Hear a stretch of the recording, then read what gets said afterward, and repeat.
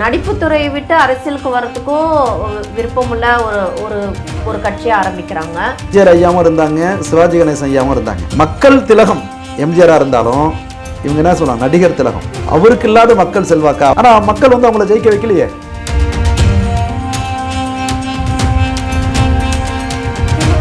CM வருவாங்க, வந்தாங்கன்னா CM வர்றதுக்கான எல்லா தகுதிகளும் இருக்கு. அப்படி பார்க்கும்போது இந்த அரசியல் வந்து மெஜாரிட்டி இல்லாத அரசியலா இருக்குங்க. நோட் பண்ணி வச்சுக்கீங்க மக்களே, இந்த அரசியல் யாருக்கும் மெஜாரிட்டி தராது.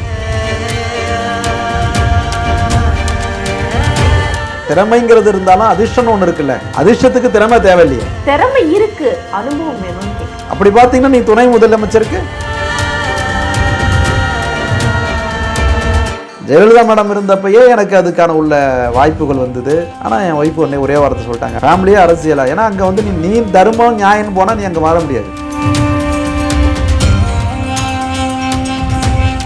இவர் தான் அடுத்த சிஎம் அப்படிலாம் பேசிக்கிட்டு இருக்காங்க. சரி பேசிட்டோம், இன்னும் ரொம்ப காலங்கள்லாம் இல்லையில. அப்ப மக்களுக்கு எல்லாரும் தெரிய வரும் தானே எந்த துறையில நாம வருவோம், ஜெயிப்போம் எல்லாமே சொல்லுங்க. அதை விட்டுட்டு கேவலமான செயல்களோ அதற்கான முயற்சிகளும் பண்றது அது சரியில்லைன்ற மாதிரி தான். நீங்க உங்களை அப்படி தாழ்த்திக்கிறதும் அதுக்கு அந்த நெகட்டிவ் கிரகத்தோடைய தூண்டுகோல் தான். அது கர்மா தான் சேர்க்கும். கர்மாவும் உண்டு. அது சம்பந்தப்பட்ட ராகு போன்ற கிரகங்கள்லாம் இருக்கு பாருங்க, ராகு சனி சேர்க்கை, இப்படி ஒரு சில சுக்கிரன், வேற சுக்கிரன் வந்து சனியோட ராகுவோட சேர்க்கை வருது, இப்படி உள்ள சில சேர்க்கைகள்லாம் இருக்கு. அதுவும் இது மாதிரியான ஒரு அல்பதனமான ஒரு புத்தி எண்ணங்களெல்லாம் தூண்டுகோல் பண்றதுக்கு ஒரு காரணமா இருக்கும்.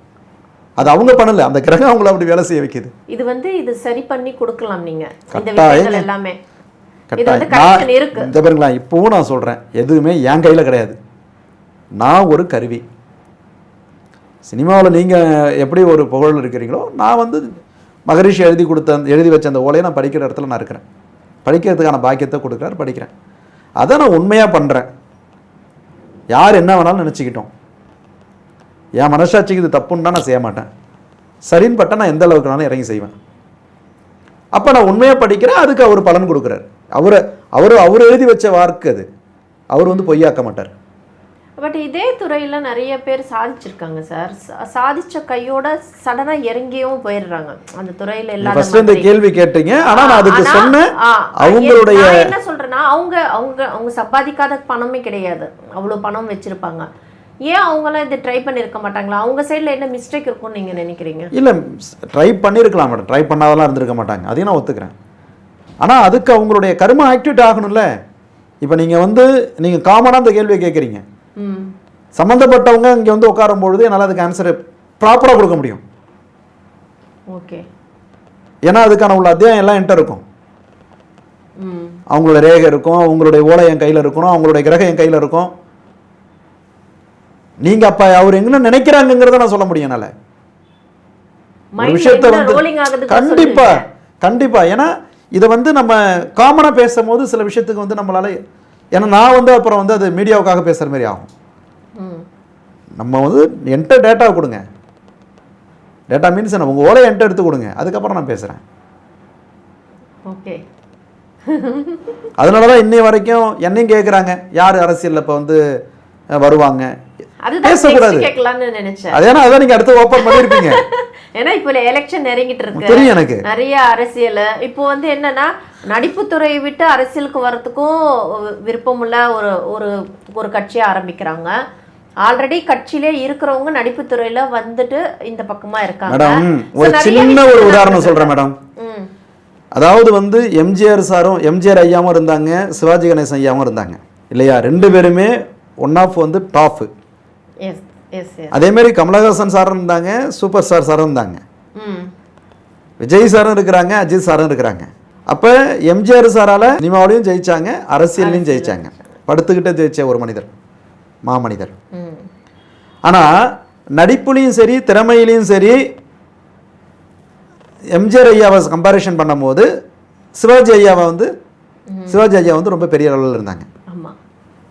மக்கள் திலகம் எம்ஜிஆரா இருந்தாலும் இவங்க என்ன சொல்லுவாங்க, நடிகர் திலகம். அப்ப இன்னைக்கும் வந்து சிவாஜி கணேசன் ஐயாவுடைய பழைய படத்தெல்லாம் எடுத்து பார்த்தீங்கன்னா, கப்பலோட்டிய தமிழ்னா இப்படிதான் இருப்பாங்க, ராஜராஜ சோழனா இப்படிதான் இருப்பாங்க, ஹரிச்சந்திரன் அப்படின்னு சொன்னா அவங்க இப்படிதான் இருப்பாங்கிறதுக்கு ஒரு உதாரணமா பல விஷயங்கள் நம்ம பார்த்துருக்குறோம். அந்த நடிப்போடு அப்படியே அவருக்கு இல்லாத மக்கள் செல்வாக்கா? அவராலே ஜெயிக்க முடியங்க. மக்கள் அவர் மேல அவர் வந்து மக்களுக்கு தெரியாது இருந்தது. ஆனா மக்கள் வந்து அவங்கள ஜெயிக்க வைக்கலையே. வேண்டாம். அதனால தயவு செய்து சொல்றேன், அரசியல் கேள்வியை கேட்டு என்ன வந்து வேண்டவே வேண்டாம். அப்புறம் நான் இங்க இருக்க முடியாது.